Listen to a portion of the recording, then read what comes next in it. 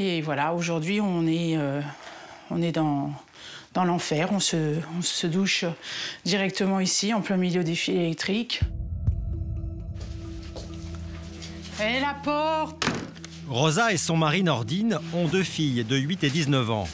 Ils sont chefs d'une petite entreprise de 6 salariés. Les travaux, ils y pensaient depuis plusieurs années. Ils y ont mis toutes leurs économies et emprunté sur 9 ans. Budget total, 37 000 €. L'idée était simple, créer une aile supplémentaire à leur maison, 3 pièces en plus. L'entrepreneur s'est volatilisé avec leur argent, 30 000 € payés d'avance. La maison est encore en plein chantier. Si on ne se chauffe pas, c'est un igloo, on risque même d'avoir du carrelage qui saute. Enfin bon, moi je sais plus quoi faire. Maintenant, il n'y a pas de 36 solutions, c'est la voie judiciaire. Nordine, 39 ans. Soit la voie judiciaire pour escroquerie, voilà, ou alors... Et ça serait pas mieux éventuellement de le rappeler pour qu'il vienne qu'on essaye de trouver une solution à l'amiable, qu'il revienne, qu'il assume ses responsabilités, qu'il nous sorte de...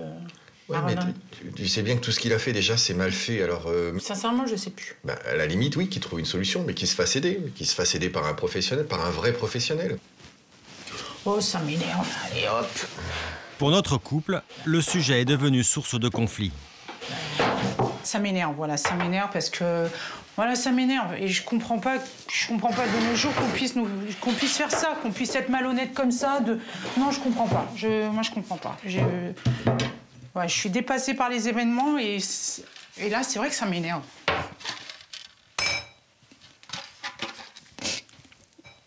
C'est difficile? Ouais, c'est chiant. On se prend la tête tout le temps.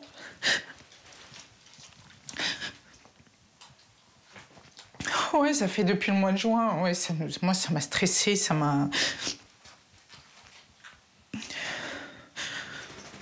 Non, c'est dur. Non, c'est dur parce qu'on était bien et on s'est fait avoir. Et c'est ça le pire, c'est de se faire avoir. Se faire avoir par des gens que vous croyez honnêtes et... Voilà, moi, mes parents, ils sont... Moi, mon père, il a été dans la maçonnerie, il a travaillé pendant des années. Je comprends pas qu'on puisse... Je comprends pas.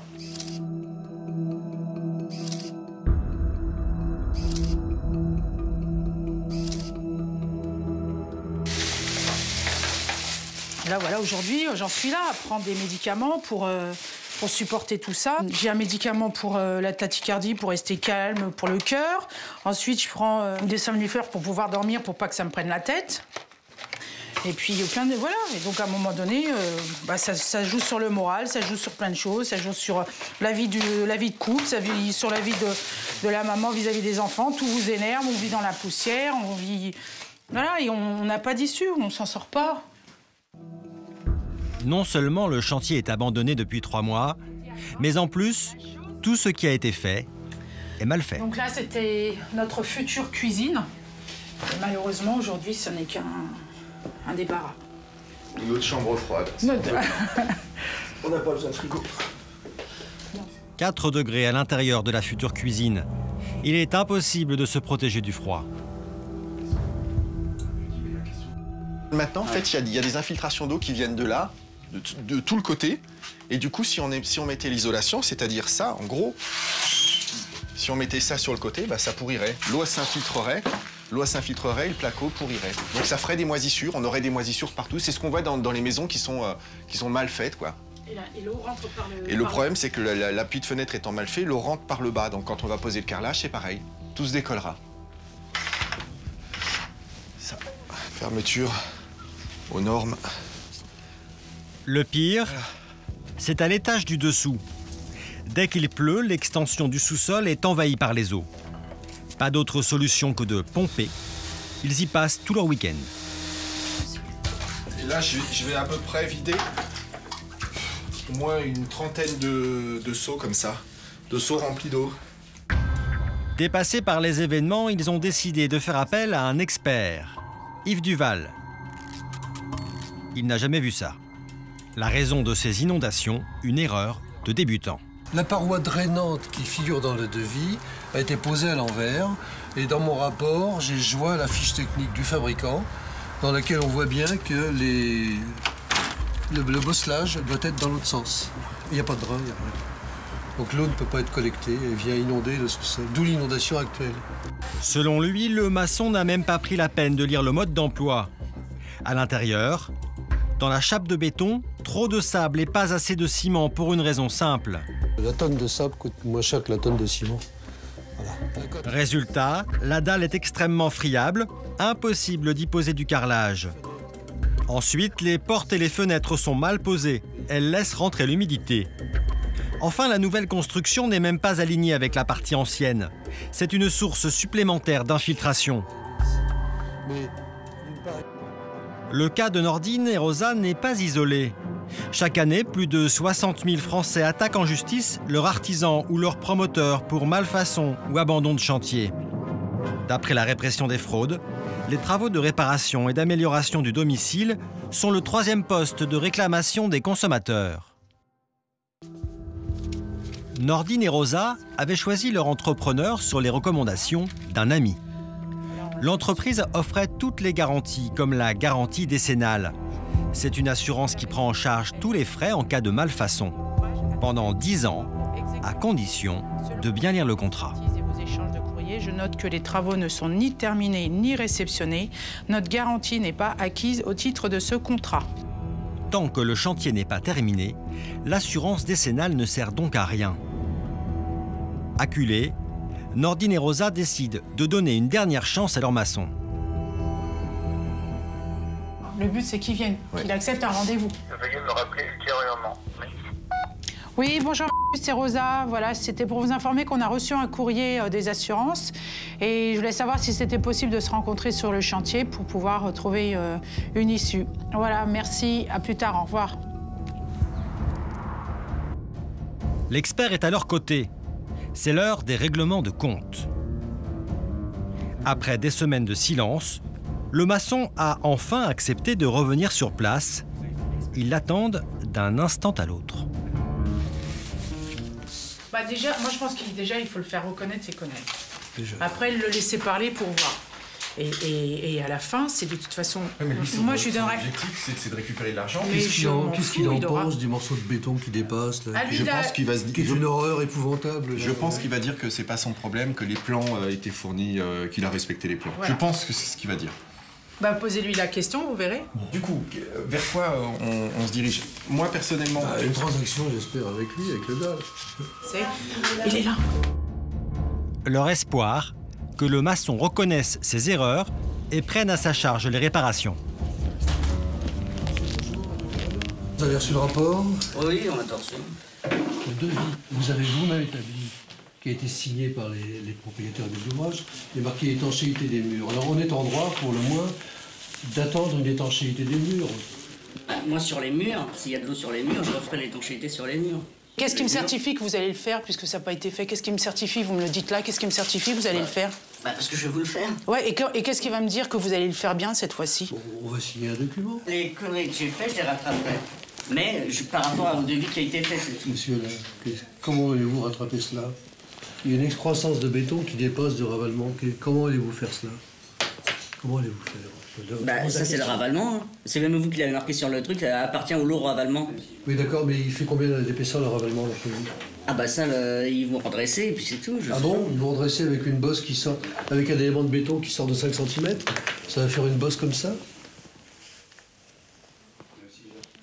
Le maçon ne veut pas reconnaître toutes ses erreurs. Mais quand la discussion devient plus pointue, il finit par avouer son incompétence. Notre spécialiste y voit surtout un manque d'expérience. Vous avez quel âge? J'ai 28 ans, enfin 29 ans. 18 ans, vous avez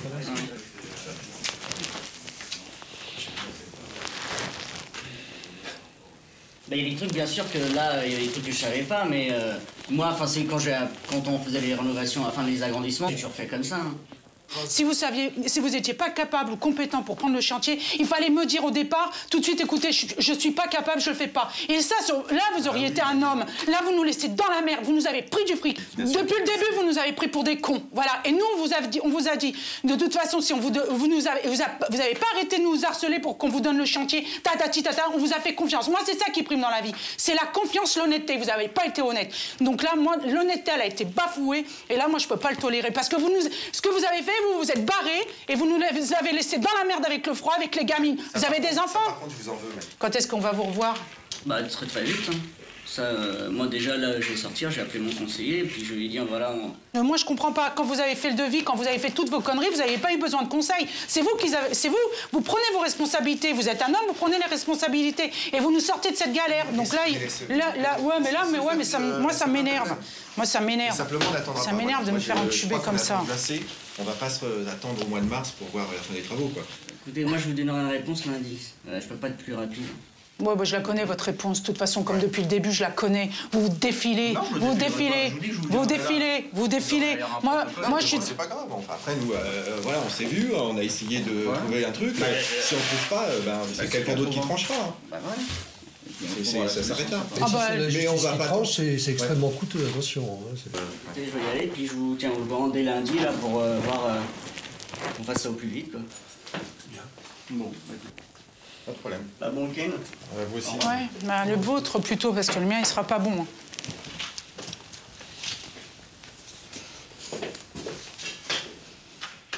Il viendra pas. Il est venu par acquis de conscience, mais il fera pas. Ouais, s'il voulait... Par l'expérience, voilà. S'il voulait prendre une décision... Il fera pas, c'est ça? Oui, c'est ce que je pense aussi. Ouais. Effectivement, Nordine et Rosa n'auront plus aucune nouvelle de leur maçon. Ils ont entamé une longue procédure judiciaire pour essayer de récupérer leur argent.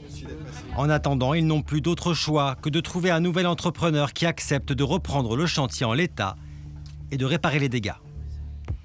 Comme par miracle, ils ont trouvé un nouvel artisan au prénom prédestiné.